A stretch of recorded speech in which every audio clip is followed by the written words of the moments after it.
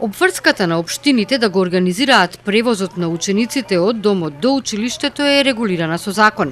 Во повеќето општини заради немањето на средства се појавуваат проблеми кои се регулираат и надминуваат во текот на учебната година.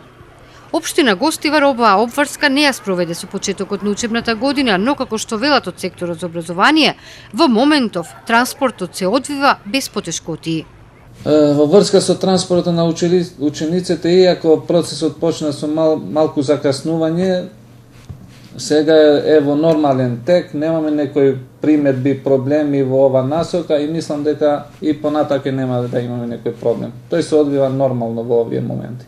Без проблем се одвива превозот на учениците и на подрачјето на општина Тетово. Од локалната самоуправа информираат дека средствата за оваа намена се обезбедени до крајот на фискалната година. Во моментов во секторот за образование Тетово се комплетираат податоците за новите ученици кои се вклучени во образовниот процес.